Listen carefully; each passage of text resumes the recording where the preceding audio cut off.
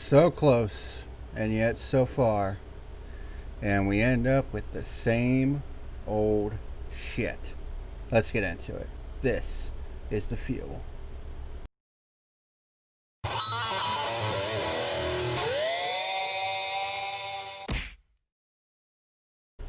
What's happening, ladies and germs? This is the Packerman, and welcome to today's edition of The Fuel, where today we're going to be talking about the 2020 Bass Pro Shops NRA Night Race at Bristol.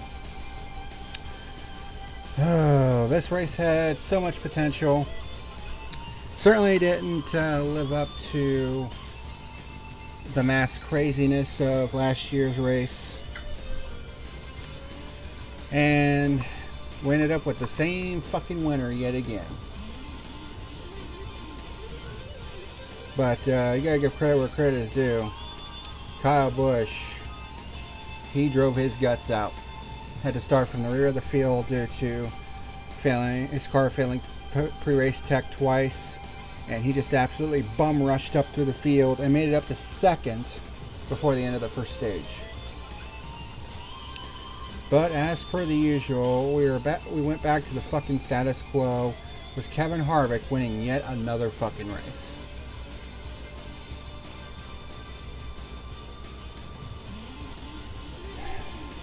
Makes you wonder, when's enough going to be enough? So that's 9 wins on the season for Kevin Harvick. So, like I said, you might as well just hand him the fucking trophy right now. But, you know, it is what it is. But before we get into this race review, there's a couple of bookkeeping things we gotta do. So here is today's news of the week. Alright, so not a whole lot to talk about in terms of news of the week this week, but what we do have is a couple of events. One that might be planned in the near future and one that has already been confirmed. First off, since we're at Bristol this weekend, let's talk about the potential event that's going to happen at Bristol. NASCAR is in talks with SMI to possibly hold a dirt race at Bristol. And if that includes the Cup Series, personally I would be all for that. Because the idea of seeing the Cup guys on dirt, to me, is very appealing. Because it's something that we haven't seen since 1970. That was the last time that the Cup Series ran on dirt, half a century ago. And, you know, all things considered, maybe it's time for a return to NASCAR's roots, like they keep saying that they're going to do. But so far they've been in talks about it. We don't know if this is actually going to happen, so we'll have to keep an eye on this one and see what develops. But we'll move over to an event that has been confirmed. The Music City Grand Prix for the NTT IndyCar Series. It's a street course race in Nashville, and it's set to take place August 6th to the 8th. That's the weekend. So I'm guessing it's going to have all the series competing. And let me tell you something. I'm showing the track map for this particular race, and that is very unique. And it's also very unique that they're going to go back and forth across the Korean Veterans Boulevard Bridge twice, crossing the Cumberland River twice per lap. And then they do, after they come off the bridge, they do a little circuit near Nissan Stadium, which is the home of the Tennessee Titans. And apparently they're going to have two different points.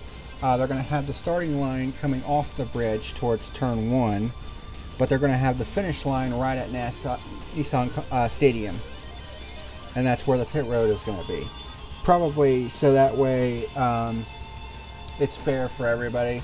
For restarts, they're not coming off of turn 3 as it's marked on here. Everybody will basically be in a straight line coming to the restart. But this is a very interesting layout, I must say. And apparently this deal has been in the works for years. And it's finally going to happen starting in 2021. And from what I've heard, it's a privately, it's being privately funded as well. So that usually means longevity. So I'll have to wait and see how this race turns out. But I'm excited. It's the first new street course race that we've seen in almost a decade. And it has one of the most unique layouts I've ever seen. And I'll have to wait and see how it all turns out. So that's it for your news of the week. Like I said, very short palette this week. Because there hasn't really been a whole lot going on as of late. So without further ado, let's move into the race review proper. Alright, so race review for the 2020 Bass Pro Shops NRA night race at Bristol. The first time it's taken place in the month of September, at least as far as I know. So the stages broke down like this. Stages 1 and 2 were 125 laps, with stage 3 being 250 laps. Brad Keselowski started from the pole. The 11, 18, and 20 of Denny Hamlin, Kyle Busch, and Eric Jones all had to start from the rear of the field due to two pre-race tech failures. And one thing was for sure right off the bat, the outside lane on the restarts was the way to go. Brad Keselowski started from pole. He led lap 1. And then it's 10 laps in, and Keselowski has already caught slower cars. I'm going to be talking about that a little bit later on, near the end of this review, because I got something to say about that. Harvick challenges Kes for the lead. Kes gets way loose off of turn 2, which allows Harvick to take over the lead for a first pure lead change on lap 18.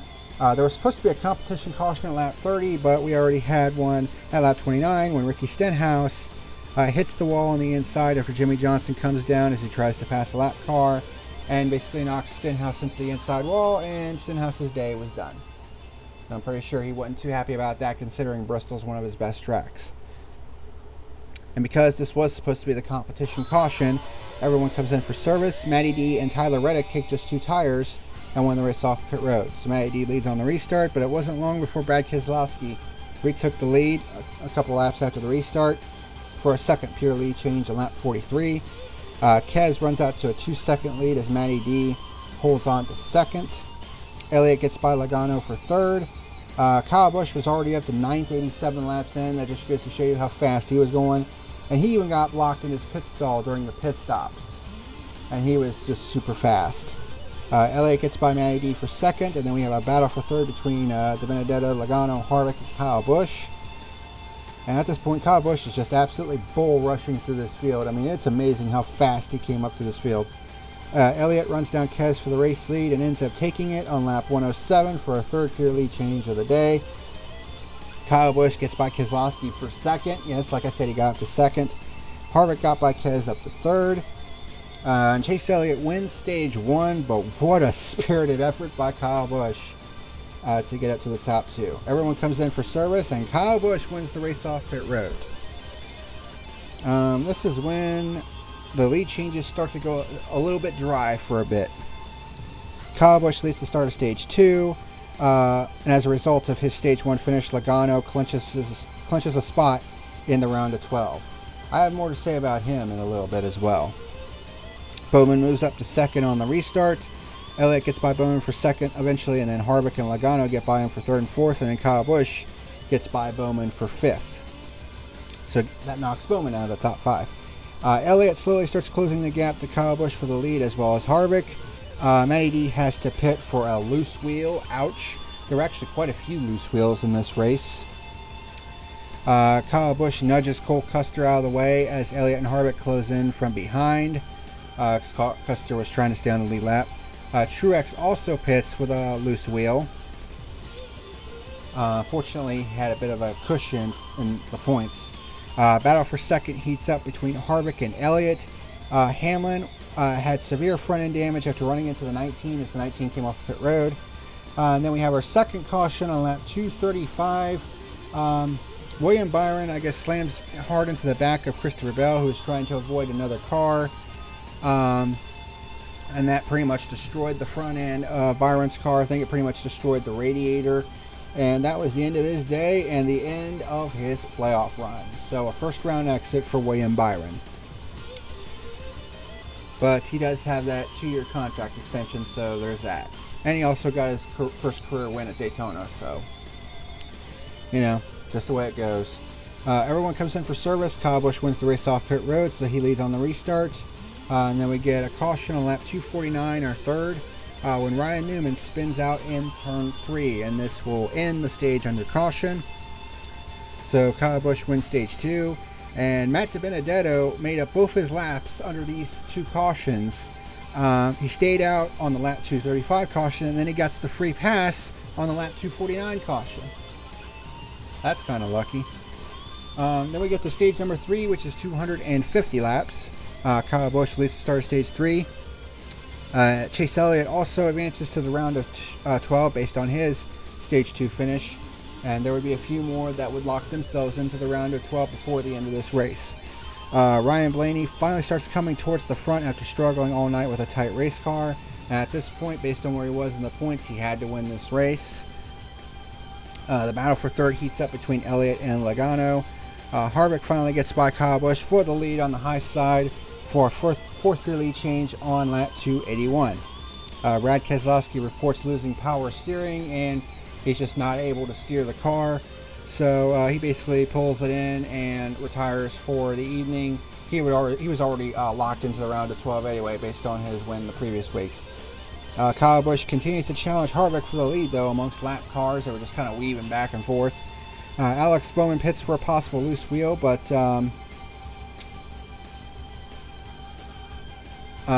it turns out it was not a loose wheel, and it wasn't even a tire problem, so it must have been something else. But better safe than sorry. Kurt Busch had to pick for a loose wheel, and that was a loose wheel.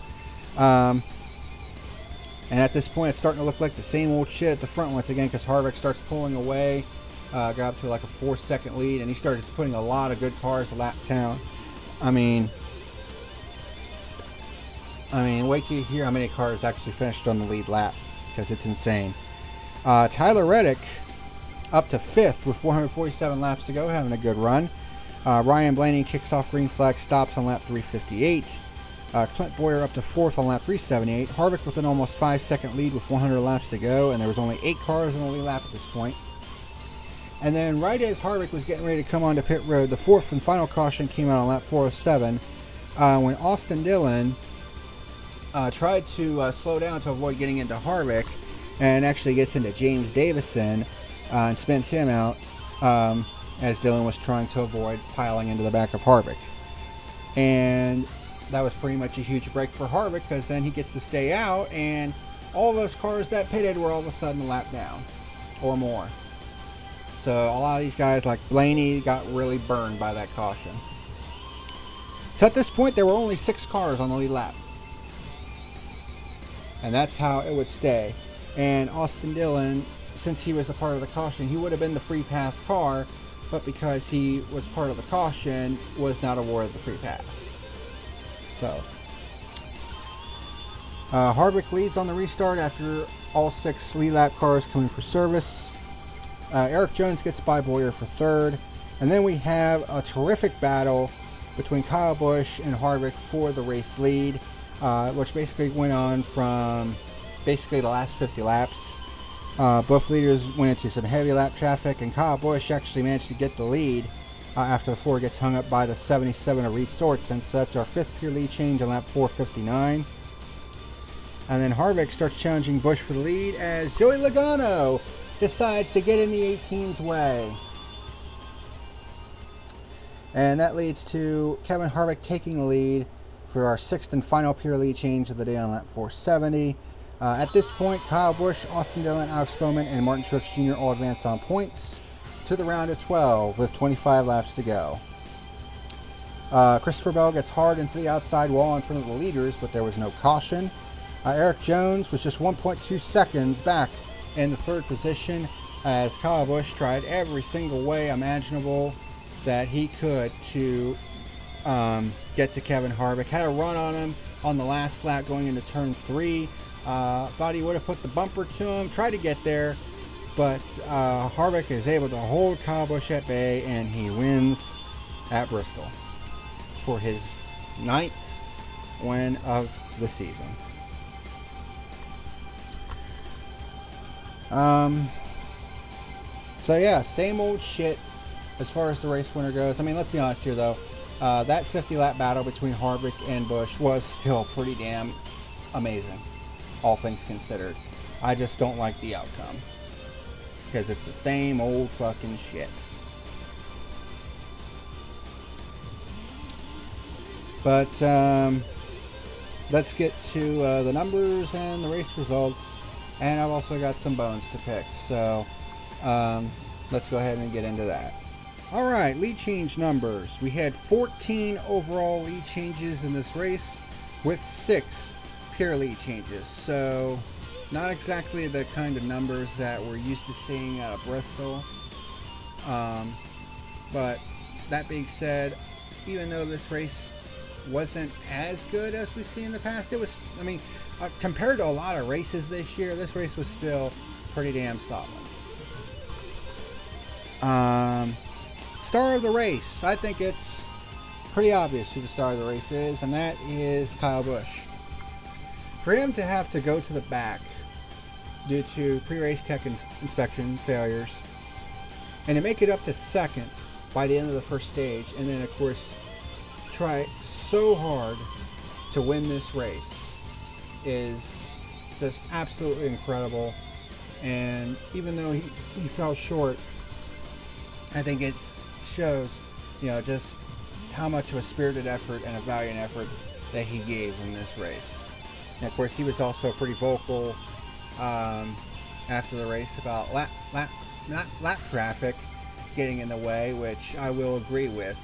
And that's something I'm actually going to get into here in a second, because the reject of the race is without a question Joey Logano. This motherfucker finished 2 laps down and basically got in the leader's way. I mean, here's the difference between Joey Logano and Denny Hamlin. Hamlin recognized that Harvick and Busch were racing hard for the win, and he didn't want to interfere in that. So what did he do? With a damaged race car, by the way, he got out of the way and let them two settle it for the win. And people might say, well, that's why he doesn't have a championship. So, you know, that's how you earn respect amongst your peers, is when you're, you know, common sense dictates you get the fuck out of the way if you're not in contention for the win, especially late in the race. But what does Joey Logano do? He just decides, oh, I'm just going to get in the fucking way, even though he's about to go 2 laps down. And the thing about Joey Logano is this is not the first time this season that he's done that stupid bullshit. We saw this all the way back at Homestead. Remember that, when he cost Chase Elliott the win? And then he does it here again this weekend. And he wonders why people don't like him, and why nobody really wants to respect him. It's because of stupid ass bullshit like this. You know, and his fans will say, well, at least he has a championship. You know, unlike Denny Hamlin. What the fuck does that have to do with anything? Doesn't matter if he has a championship or not. If you drive with your fucking head up your ass, I'm gonna fucking call you out on it. Because this lap car interfering in the race bullshit has got to stop. Which leads me into my second point. Some of these slow ass cars, you know, like Spire Motorsports and Rick Ware Racing. Now, Garrett Smithley went on Twitter because Kyle Busch basically name dropped him and was like, man, I went out of my way to give him room. Guess I didn't know. I guess he didn't know what car I was in. You know, that would be, you know, a nice little comeback if it weren't for the fact, Mr. Garrett Smithley, that you finished in an undamaged car 64 laps down.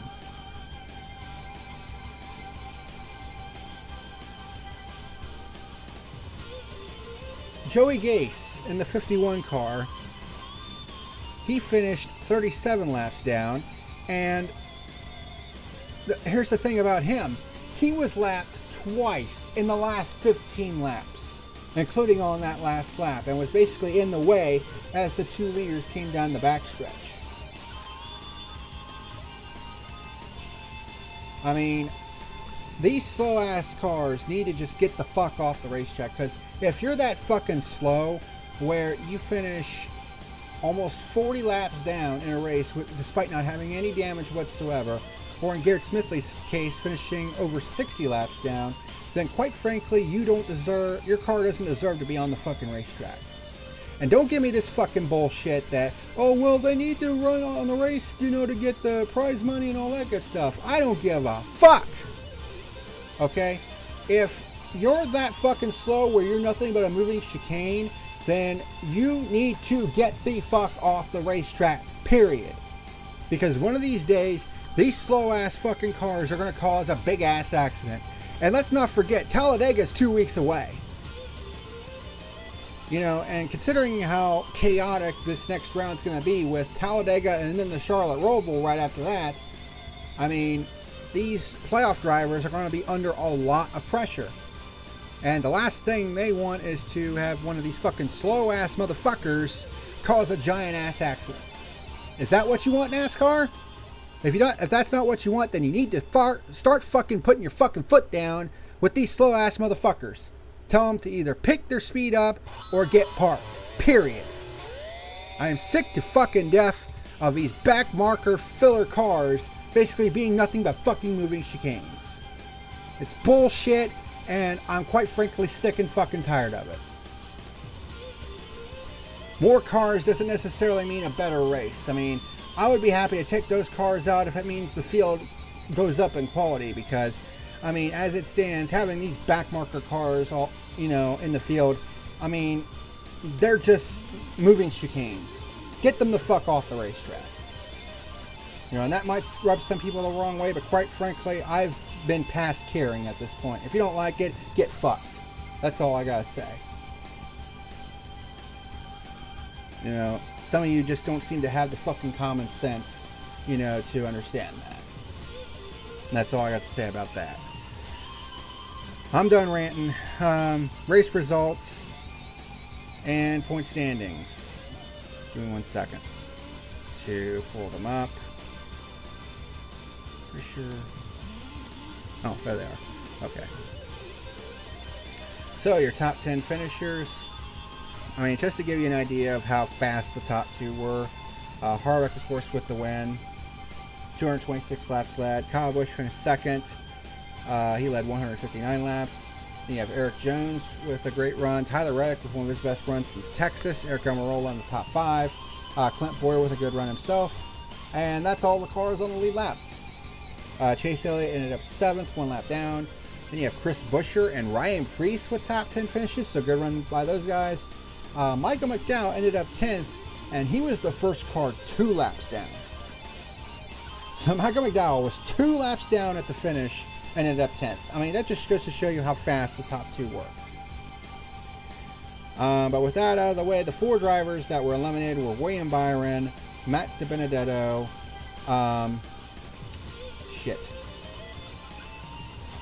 William Byron, Matt DiBenedetto. Hold on. I'm trying to remember off the top of my head, but I got the grid right here. So, Matt DiBenedetto, Cole Custer, William Byron, and Ryan Blaney have been eliminated from the playoffs. And Ryan Blaney was, I think, the biggest surprise out of all of them, because, I mean, he showed speed early on this year, but here in the back half, he's just not been the same. I don't know what it was, but he didn't have the same speed as his teammates, and he ends up with a first round exit. So there you go. But the round of 12, as we head into Las Vegas next week, we have Harvick, Hamlin, Brad Keselowski, Joey Logano, Chase Elliott, Martin Truex Jr., Alex Bowman, Austin Dillon, who a lot of people didn't think would make it to the round of 12. He's in. Eric Almirola, Kyle Busch, Clint Boyer, and Kurt Busch. And that's your running order for the round of 12 based on how many playoff points that they've earned. As for my final rating for this race, the Bass Pro Shops NRA night race at Bristol, I mean, it was alright. I mean, we had a dry stretch at the beginning of that third stage, but then that final battle really took off. Had fewer lead changes and pure lead changes than usual here at Bristol. I mean, it was still a solid race overall, so my final rating, I'll give it a 7 out of 10. So, I mean, but considering the type of crap we've had to slog through this year, I think a 7 is still pretty good. But that's going to do it for this week here on the Fuel. Thank you very much for watching. Next week, we go to Las Vegas to begin the round of 12. So, see how that works out. But until next time, this is the Packer Man signing out. See you later.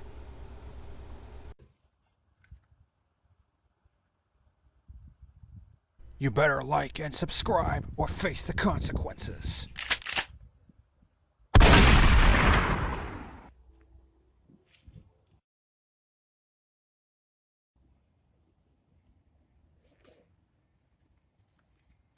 You have been warned.